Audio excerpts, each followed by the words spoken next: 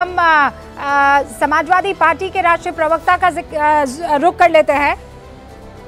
शुरुआत post poll alliance, pre poll alliance की किसी और ने नहीं, इसका जो इस क्रेडिट है वो प्रेम शुक्ला जी ले चुके हैं। मैं आपसे कह रही हूँ, आप बताइए, क्रेडिट कोई ले ना ले, प्री पोल अलायंस आपका, आपने ईमानदारी दिखाई, उत्तर प्रदेश में कांग्रेस को आपने मौका दे दिया, लेकिन पश्चिम बंगाल में प्रभु ये ना हो पाया और बाकी जगह होता हुआ क्या दिख रहा है? देखिए, जनता की गूंज के सामने भारतीय जनता पार्टी बुरी तरह फंस चुकी है। भारतीय जनता पार्टी को अब देश की जनता वोट नहीं देना चाहती, इसलिए ये पार्टियां तोड़ने का काम करते, नेता तोड़ने का काम करते, तब भी जनता इनके साथ नहीं आ रही है। उससे मन नहीं भरता है तो सरकारी एजेंसियों का दुरुपयोग करते, तब भी जनता इनके साथ नहीं आ रही है। राम के नाम पे राजनीति भी की, तब भी प्रभु राम के नाम पे भी जनता इनके साथ नहीं आई है। अब सीए लेके आए हैं, तब भी जनता इनके साथ नहीं आने वाली, क्योंकि जनता तो अपने मुद्दों पे है। जनता जानती है भारतीय जनता पार्टी जो कहती है तो करती नहीं है, इसलिए ये देश की जनता इस बार भारतीय जनता पार्टी को नकार रही है। इंडिया गठबंधन जीतेगा, क्योंकि इंडिया गठबंधन सच्चा गठबंधन है। इनका तो कोई गठबंधन ही नहीं हो पा रहा है। चिराग पासवान अलग हाजीपुर से मांग रहे हैं, उनके चाचा अलग मांग रहे हैं। एनसीपी और एनसीपी में देख लीजिए, और शिवसेना में झगड़ा देख लीजिए सीट बंटवारे का। आप तो कह रहे हैं अभी तक वहां कुछ है नहीं, तो इनका झगड़े का, इनकी सीट बंटवारे का देखिए। और उसके बाद तो ये तो जिनको टिकट देते नेता, तो इनकी टिकट ही लौटा दे रहे हैं। दो जिनके टिकट डिक्लेयर किए थे, 2 नेता टिकट छोड़ के चले गए, और 2 नेता सिटिंग एमपी इनकी पार्टी भी छोड़ के चले गए। और कई बीजेपी के नेताओं ने तो कहा, भैया प्रभु हम लड़ेंगे ही नहीं आपकी पार्टी से, अच्छा, उनको लड़ना ही नहीं है। और कुछ लोगों ने तो हस्बैंड जैसे लोगों ने तो रिजाइन ही कर दिया, बोले धीरेन्द्र कुमार जी, आप लोग जो हैं गले की फांस बीजेपी के लिए बने हुए हैं। ये आरोप सीधा आपके ऊपर अनुराग जी लगा रहे हैं, कह रहे हैं चाचा भतीजा आपस में लड़ रहे हैं। ये क्या बीजेपी संग लड़ेंगे? देखिए, जैसी इन लोगों की भावना रही है उसी प्रकार का उनको दिख रहा है। चूंकि इंडिया गठबंधन में रुका जी, आपको पता है कि लोग टीवी पे आके आप लोगों के शो में लड़ते हैं।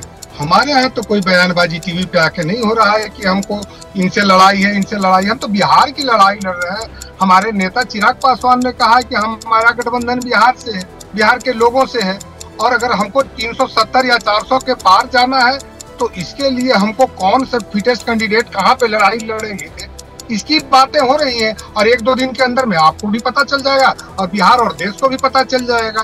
खुद से इन लोग कभी ईडी के ऊपर में आरोप लगाते हैं, अपनी बनती नहीं है तो अपनी बलाई ईडी के ऊपर डालते हैं, कभी सुप्रीम कोर्ट के ऊपर में डालते हैं, कभी किसी और पे डालते हैं।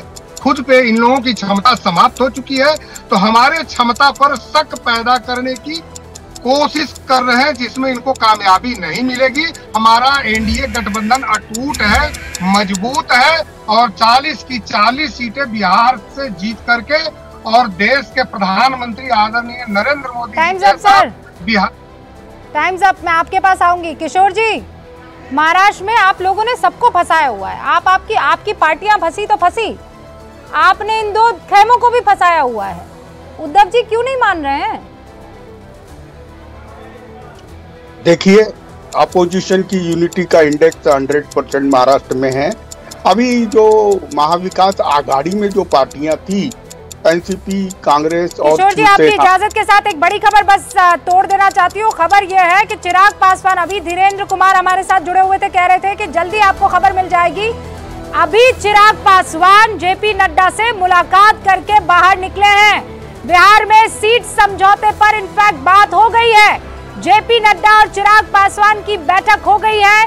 मंगल पांडे भी उस बैठक में मौजूद थे, और चिराग पासवान और जेपी नड्डा की इस बैठक में एक बात क्लियर है कि सीट बंटवारे को लेकर समझौता हो गया है।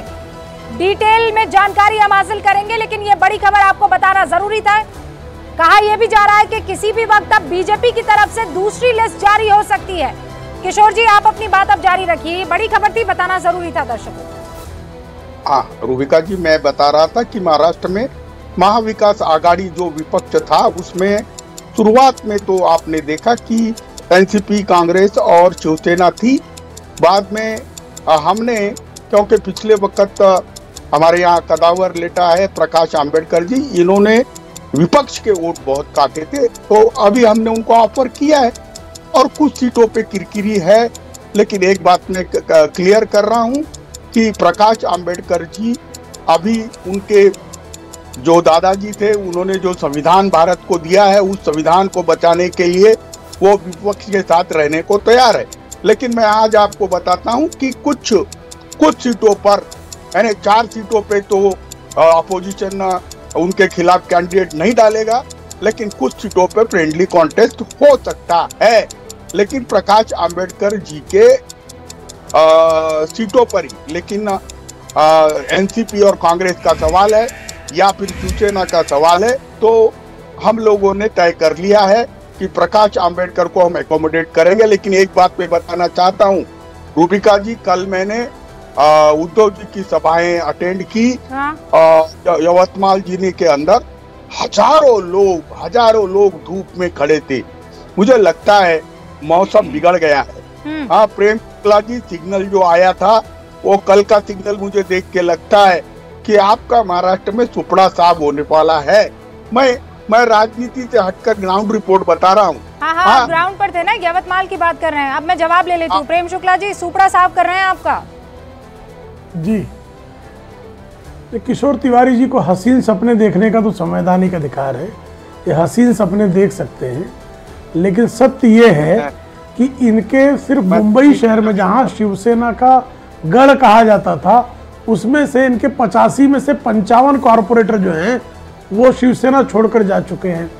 इनके एक विधायक रविंद्र वायकर, जिस मातोश्री के नाम पर मातोश्री क्लब है, जो मातोश्री शिवसेना प्रमुख का जो है निवास स्थान था, जिसको शिवसैनिकों में जो है मंदिर जैसा दर्जा था, उस मातोश्री क्लब जिसकी चेयरपर्सन रश्मि ठाकरे हैं, उसके जो है सब जो संचालक हैं रविंद्र वायकर, वो पार्टी छोड़ के चले गए। तो आपकी दशा ये है कि हर दिन जो है कि इसमें प्रतियोगिता है कि ज्यादा लोग शिवसेना छोड़कर जाएंगे, श्रीमान आदित्य ठाकरे का साथ छोड़कर जाएंगे, कि श्रीमान राहुल गांधी का छोड़कर जाएंगे। 30 सेकंड, तो आपके यहाँ तो ये दशा है कि पूरी तरह से भगदड़ मची हुई है। रूबिका जी, ईडी सीबीआई के भरोसे कितना करेंगे? अभी इनके पास अगर इतनी सशक्त पार्टी है तो इन अशोक चौहान को क्यों लिया? दलवी साहब को क्यों लिया? मुझे बताओ, वड़वी साहब को, दलवी नहीं, वड़वी साहब को क्यों लिया? आपके पास तो उम्मीदवार नहीं है। किराए के उम्मीदवार के भरोसे चुनाव लड़ने को जा रहे हैं आप। सतरंजिया ही उठाना, आपने केवल पार्टी की भूमिका ही बांधना। अरे मैं तो सोचा था कि राज्यसभा में आप आ रहे हैं, अभी मैंने देखा था कि बंबई में आपको खड़ा किया जा रहा है। अब मुझे मालूम पड़ा कि वो आपके पुराने मित्र उनको बुलाया जा रहा है। आपके पास उम्मीदवार नहीं। आपने कट्टू साइज किया शिवसेना, एकनाथ शिंदे को, अजीत पवार को, तो सारे लोग अब हमारे साथ आ गए।